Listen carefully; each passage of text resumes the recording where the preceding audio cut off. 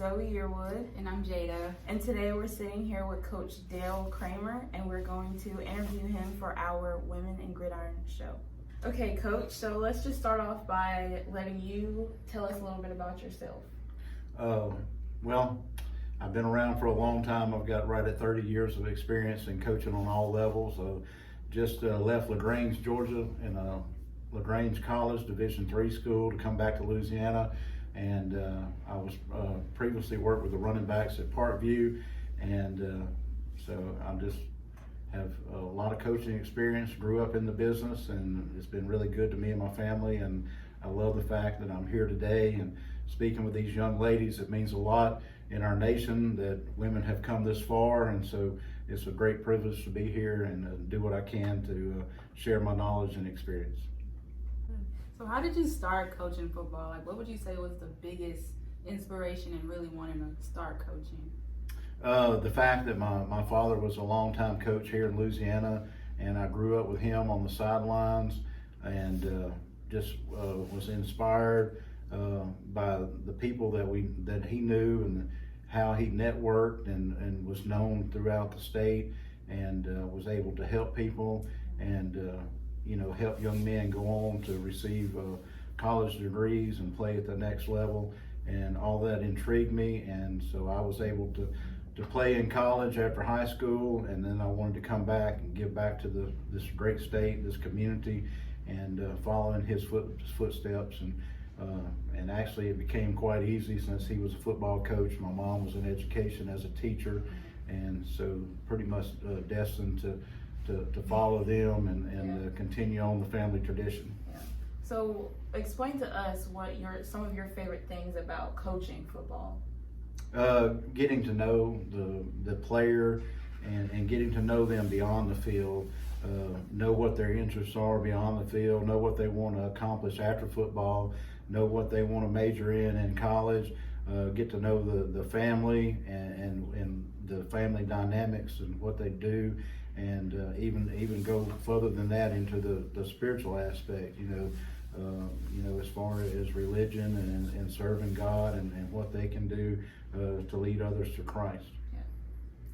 So I know you know a lot about recruitment, and you've done a lot with the recruitment side. So can you explain like the difference between the coaching side and the recruitment side, if there is any? There's definitely, you have to draw that line, being on the field, being a position coach, and then you have to change your hat, so to speak, and I call it the mechanism, and go into being very professional and very knowledgeable, and sitting down and explaining the details to families in their homes, and to help them make a decision and then guide them through the process, because they're going to be influenced and contacted by a lot of other people, and it's also competitive because you're competing against other colleges and universities, and you have to sell your college, your university, you have to sell that financial package, you have to sell the teachers in the classroom, you have to sell the activities that are available in the community,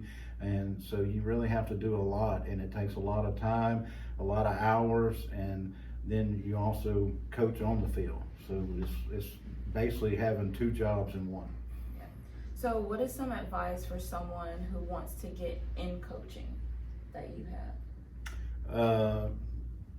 Just like here with y'all, find mentorship programs, work camps. You're gonna have to do a lot of volunteering along the way.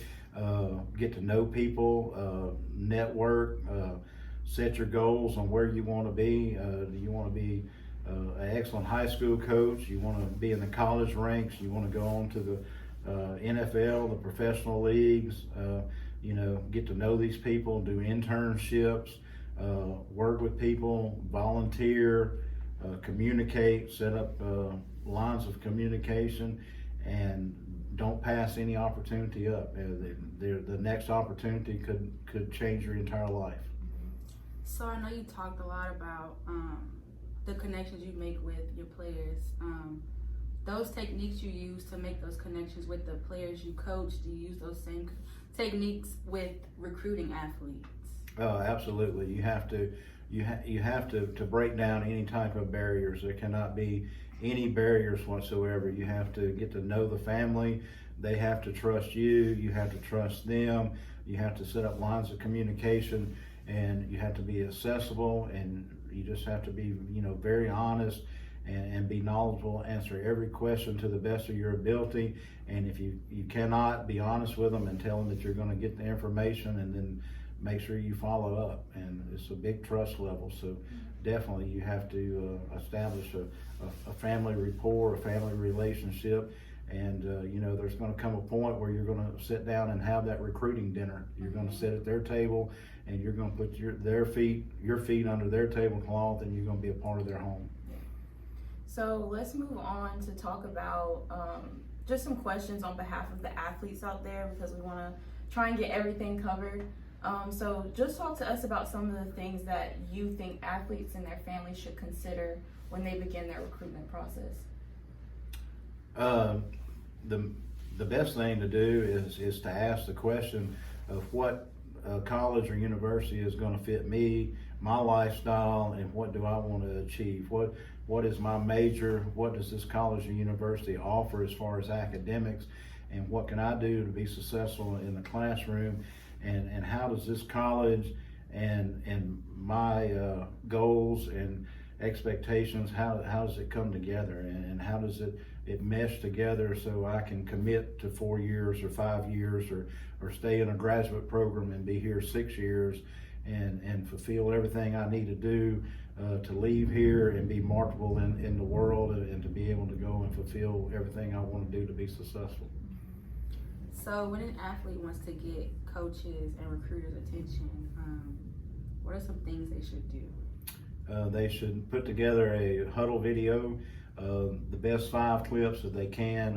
I came up with the acronym of WOW, WOW, show, what's, you got to wow me in 5 seconds.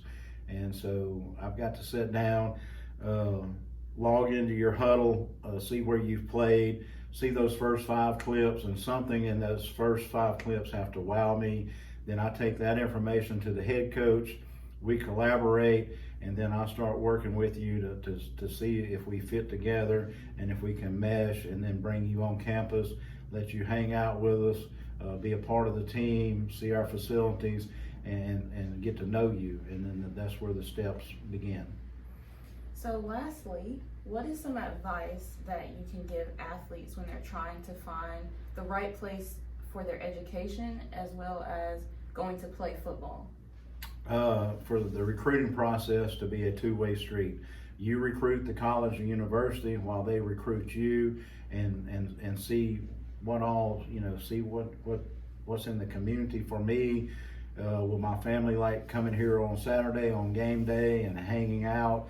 What am I going to need to do Monday through Friday on campus? Just to fit everything, because that's going to be your home, and you're making a big commitment.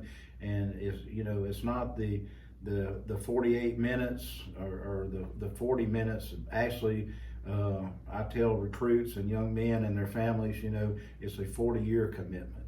What's the benefits here going to help you in life for the next 40 years? And where will you be 40 years from now? And how will this college or university? And one of the major things in closing is don't recruit the coach, don't recruit the coaching staff. Recruit the academics, recruit what's going to be beneficial to you and your family, and have an overall successful outcome that will last your lifetime for at least 40 years. Yeah. We will. Thank you so much for this interview, and thank you for your time. I think that's everything. So we're going to go ahead and wrap up. Thank you guys for watching, and we'll see you guys next time.